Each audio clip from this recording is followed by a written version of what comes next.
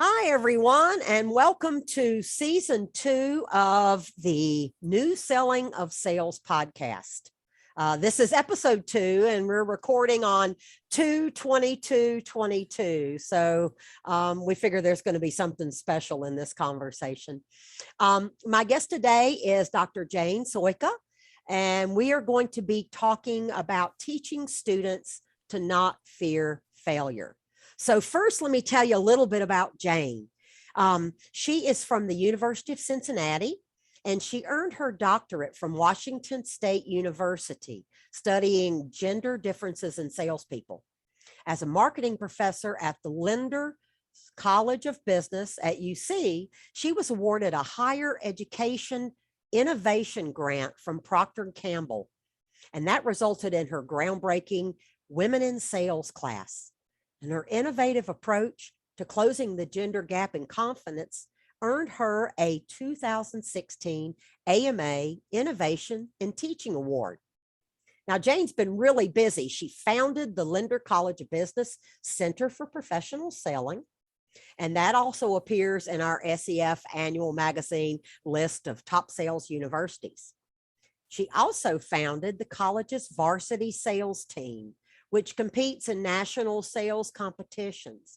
Now, if you don't know much about sales competitions, you need to learn, because they are exciting events for professors who serve as coaches and students who compete and companies who serve as buyers and judges and participate in career fairs. I also need to mention that Jane is on the SEF advisory board. So welcome, Jane. It's such a pleasure to have you today. Thank you, Marty. I think we go back a long time. Yeah, over a decade. I do believe so. I do believe so. So it's a pleasure to be here. And thank you for that warm introduction. I appreciate that. Oh, well, you're welcome. You're welcome. So we're going to get right into our conversation today. First, I want to tell our listeners or viewers, because you can either listen to this podcast on Anchor and Spotify, or you can view the video on the SEF YouTube channel, Sales Education Foundation. So a couple of years ago, Jane wrote us an article for the SEF annual on filling the gender gap and diversifying the sales force. The article was on her Women in Sales, and it generated a great deal of interest from other educators. We're going to spend a few moments talking about that idea, how Jane developed it, and what she learned. So my first question to you, Jane, is what did you discover from your Women in Sales class? Wow. I know we it's don't a big have 2 one. hours. Okay. We don't have 2 hours. Okay. This one you're going to want to write this down. Women are different than men. Okay. That's, and yet that sounds so simple. Women are unique and equal. And yet we forget that at the boardroom, Mm-hmm. and I think, honestly, as mothers, we see it all the time if you've ever raised boys and girls, but we forget it at the boardroom. And so when I walked into that Women in Sales class the first time, and let me tell you, I didn't know what was happening. Okay. And I really thought it would be 25 women and 2 wonderful men. Okay. Make no doubt about it. I love my men. I thought it would be a one-off class, and word of mouth spread on campus, and it grew like wildfire. So I knew going in, women had a different communication style. And I knew that from my dissertation research. I didn't know how different. I also realized early on there were different skill sets that women needed to be taught, and they're teachable skill sets. So you've touched on, resilience. We've touched on, overcoming fear of failure. All of that builds confidence. And I also learned, while I was teaching the 25 women, it didn't hurt the men at all. Yeah. It, in fact, helped them as well. So, and every semester I learn more, and I keep adapting, and the course keeps evolving. So it's really exciting. You're right. It's an obvious thing. Men are different than women, but you hit the nail on the head when it comes to the boardroom. Yeah. And I think I grew up in the era where to be successful, you had to be like a man. Okay. And Hmm. you remember, maybe you remember Oh, I Dress for do. Success. I wish I had a picture. No, I don't really wish I had a picture because it would be so embarrassing. But we wore the little bow Mhm. ties, the hair in buns, and the whole message was, if you want to be successful, you have to be like a man. And you know what? We were doing the best we can. I mean, Mhm. no, That we're was the doing the best we time. can. And that was a Mhm. time, and we didn't know what else to do. But Right. what I learned the hard way is, this is a quotation from somebody, it takes so much energy to be something you're not. Yes. It takes so much energy to be Yes. something you're not to mention the fact I'm not very good at being something I'm not. So this course, and part of the impetus for this course was issues that I faced and the other women faced as the innovators or the pioneers of women in business. I thought we settled a lot of the stuff, and then I had daughters and students go into the workforce and Mhm. thinking, no, the battles we fought are still coming up. Right. We need to take a different tact. And so that was another reason for me getting back into saying, wait a minute, Mhm. we've tried making women like men. That doesn't work. What happens if we teach women to step into their strong and powerful natural Mhm. competencies and bring different ideas to the boardroom? What happens Absolutely. then? And that's the unique and Mhm. equal. Our differences are our strengths. And that's what Yes. we develop in this class. One, you just said it all right there. Our differences are our strengths. When you were talking about the dress for success, it reminded me that in those days, because I do remember them, um, it was all about conformity. Yeah, And there's yeah, such a switch now. It's about diversity yeah. and recognizing the different talents that people bring and understanding how to put those different individuals and different talents together to make a successful team. I love that. And I teach my students, diversity is like parts of the body. Okay. And once again, we can go back. What was I taught? Well, it's a melting pot. Well, that analogy doesn't work because it doesn't blend together. Right. Then we evolved to the salad. Well, I can have a good salad and toss out the tomatoes. So Hmm. that analogy doesn't work. But if you think of diversity as parts of the body, especially the senses. So if I'm on a railroad track and I'm facing one way, Hmm. my eyes are saying, no problem, Jane, I don't see a train.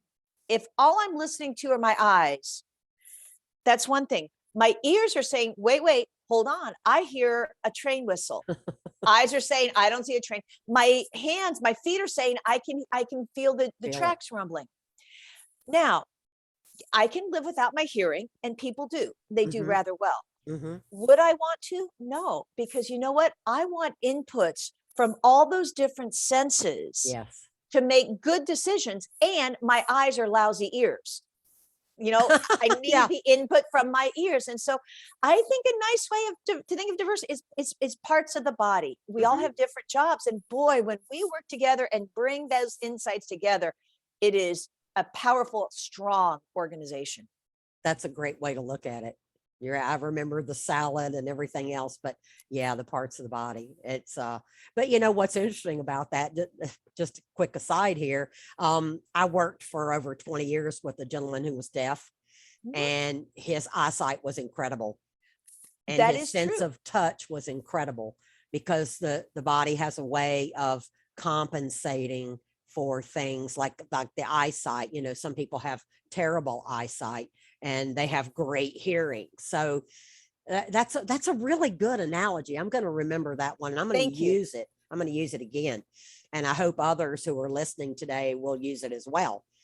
So we've talked a lot about what you discovered. I wanted to touch for a little bit on some of the outcomes, some of the, like what they say, success Yeah. stories from your students and from your course.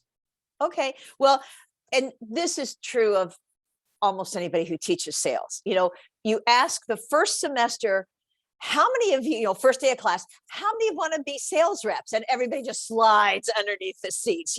Why did they take the class? Well, it's a convenient time. It fit into my schedule. I heard you were a good teacher and everything. So, I quit doing that. But what some of the outcomes, a shocking number of women go into sales. I never cease to be amazed. And I think it's twofold. And this is why I love this course so much.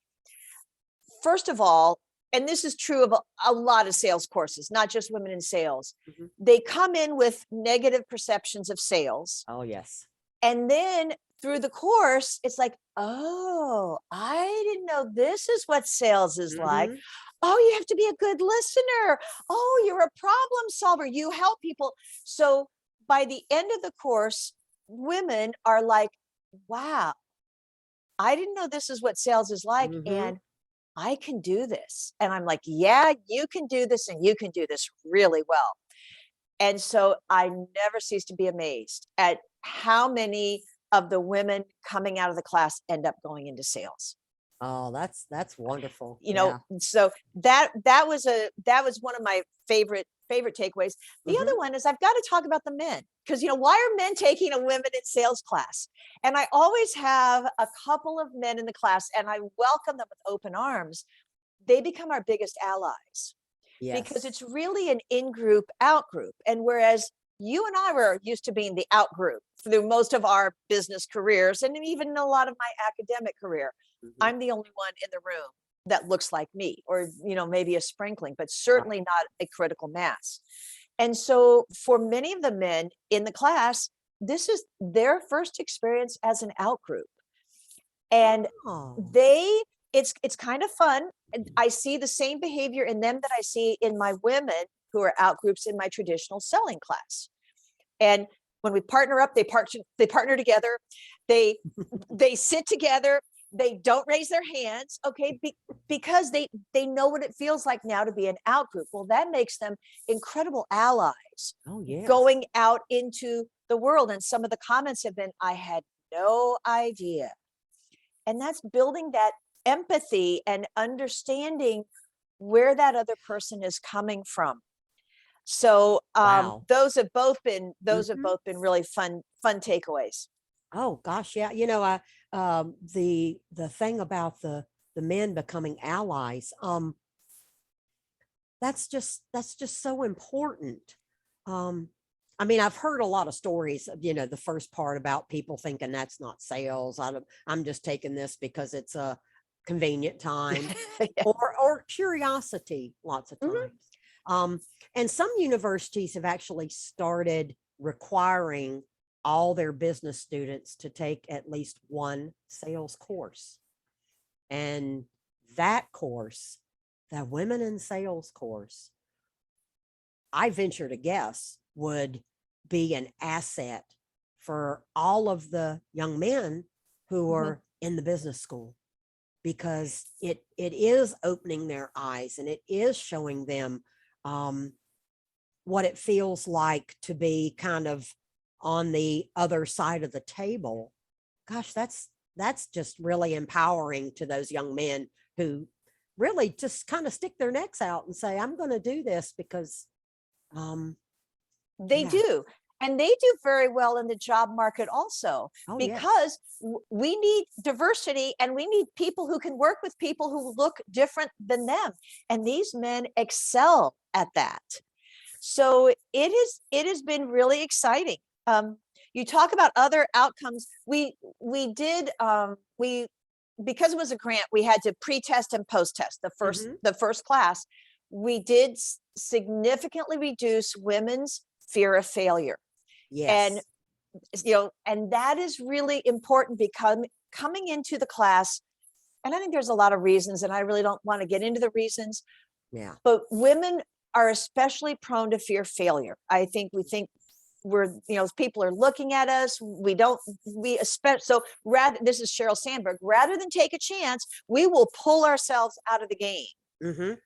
Rather than risk being told no. And I can give you example after example. In fact, one of my TED Talk, I talk about example of that, right? From my own life. I was actually going to bring up your TED Talk in the next few minutes, but yeah. And let's dive into that fear of failure a little bit. Yeah. Well, and once again, this is another thing that has evolved when I started the class. So I now approach it with a two-step process. First is why is overcoming fear of failure so important? Well, in sales, it's critical. And in fact, go back to Harvard Business Review. I want to say it's 2020, Andy Zoltman at the, in his article, I loved it. Women are the future of B2B sales. And at the end of it, it's a little tagline, but we've got to get them over their fear of risk, which is really fear of failure. And it's like, cha-ching, we know how to do that. And it's a teachable skill. So at the very beginning, I teach them, I literally help them reframe failure. Because here's what happens. The research shows that when women, and honestly, this is true of some men too, but I'm going to say women, when women fail, we tend to do one of two things. And this is true no matter if you're in the C-suite level, because I work a lot of C-suite women, or a freshman. Number one, we ruminate. We just play it over and over and over again. Like we think the ending is going to be different when we play it over again. No, all we're doing is just ingraining that mistake, whatever it is, in the mind. Yes. Second thing we do, we beat ourselves up. Jane, that was so stupid. I can't believe you said that was so stupid. Now, like we think beating ourselves up is going to help. So all these things, like no wonder we're afraid of failure. Who wants to beat yourself up and play it over again? So I give my students 8 strategies, and I tell them it's kind of like dress shopping, because what looks good on me is not going to look good on you. What you wear to a wedding isn't what you wear to a beach party. So you've got to pick and choose, and that's where there's a variety. But the goal is, and they literally, they write 5 papers. They practice. Here's my failure. I got a B+ instead of an A. I only ran 2 miles. I wanted to run 5 miles.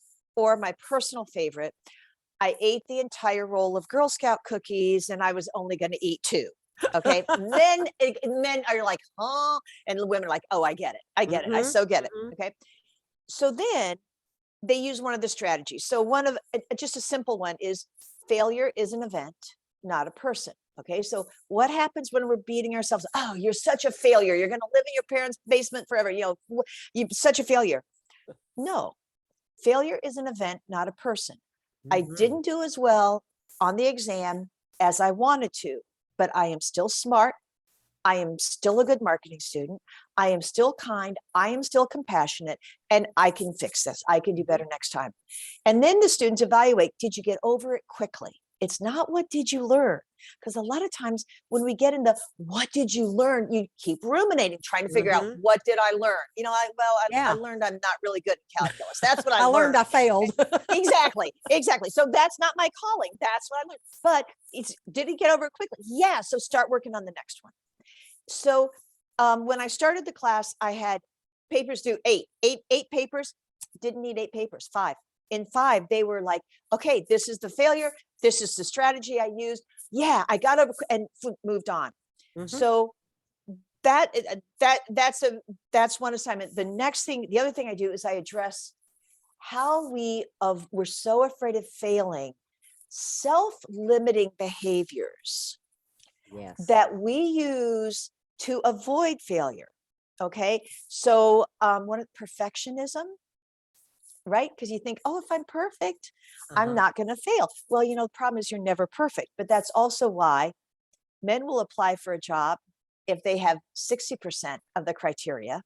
Women have to have 100% of the criteria. We've got a problem. You're never going to get the job if you don't apply. Right. So we also look at those self-limiting behaviors. People pleasing is another one. Oh, yeah.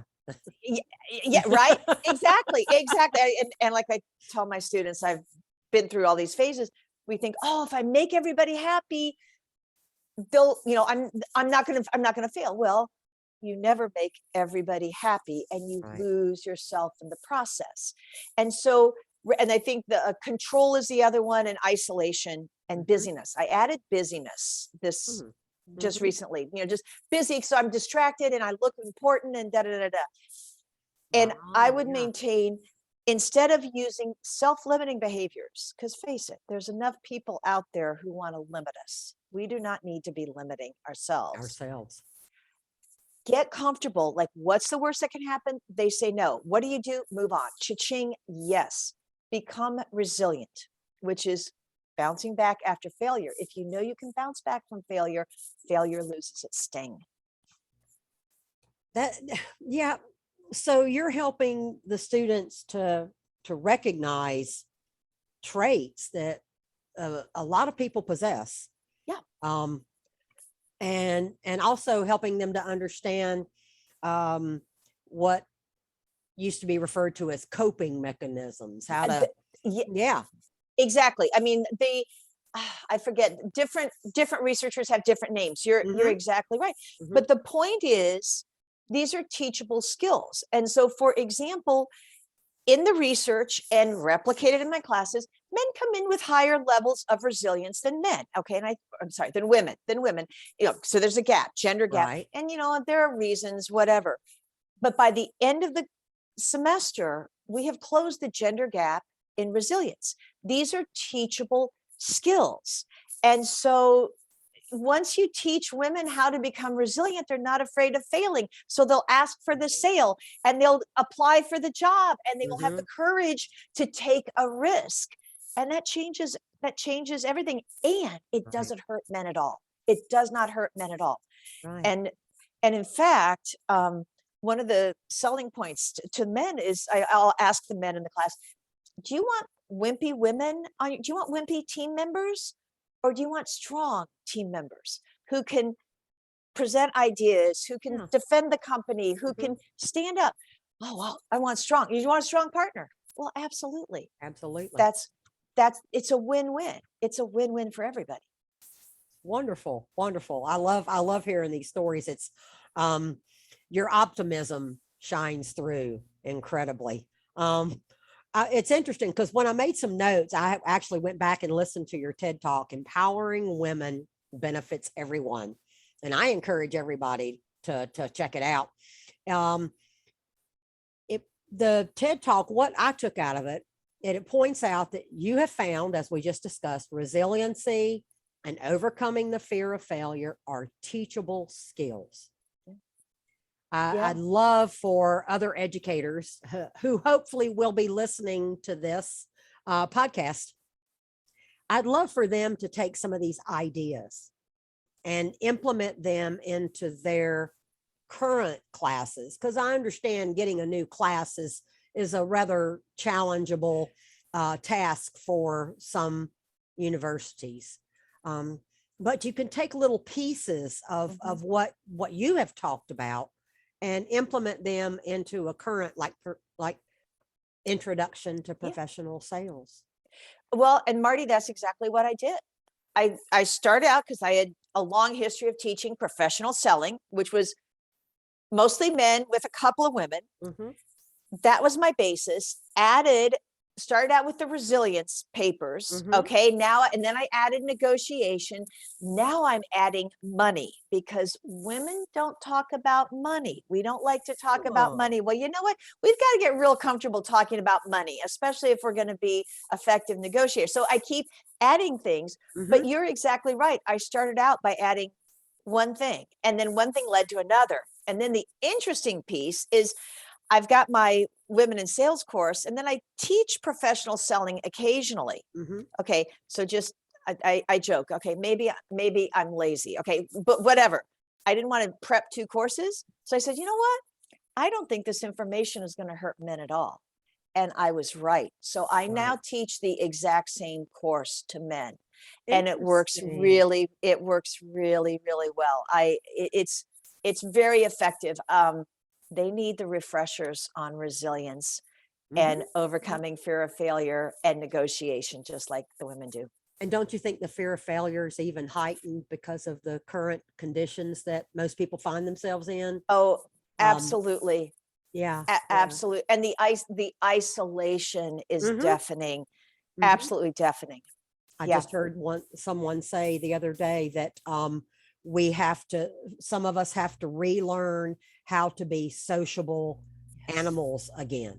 Yes. And I can see that being a real problem. Yeah. Well, go ahead. Well, and even pre-COVID, if you think about the generation that we're teaching, they were taught from a very early age, don't talk to strangers, for good reason. And they grew up with texting and everything else. So pre-COVID, all sales professors kind of have their work cut out with them, saying, okay, now this is how you practice. And I would say that's a key if to teaching resilience. It's practice. It's not reading in a textbook. It's practice, practice, practice, practice. And so pre-COVID, a lot of my job was practicing talking to strangers, starting a conversation with a stranger, asking questions. COVID has just made the challenge even greater. Yeah. So, but all the more need for sales classes. I mean, I am with you. I think every student in the university should take a sales class because everybody sells something. Exactly. Everybody You know, sells something. Yeah, absolutely. And it's been discussed, not, we're not there yet, but it has been discussed. Good deal. Good deal. Yeah. Every time I see that, I just get all excited because I know the potential outcomes for the students. It's just wonderful. Well, Jane, I'm looking at the clock, and I think that I think we've given people a lot to think about, and hopefully a lot of professors will say, this is a great idea.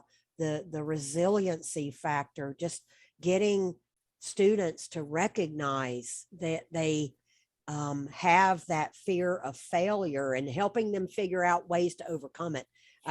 It's just so mind-blowing in a way, it's so simple, but complicated.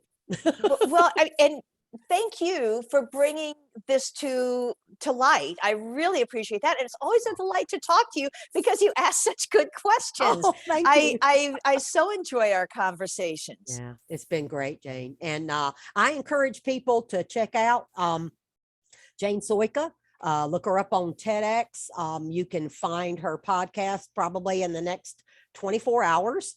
And just so you know, Jane, I'm going to be sending this link to the over 100 professors that are part of our little core group and recommending. So you may be getting lots of emails. And I hope wonderful. You do. I do too, because just do it. Just do it. You got to start somewhere. So I appreciate you encouraging other faculty members across the country to start. Well, we appreciate you so much and everything you've done for professional sales and being on the board of SEF. It's just having people like you makes my job so wonderful. I really enjoy it. Thanks, Jane. Well, thank you, Marty. It has been a delight. Have a great day. You too. Bye-bye.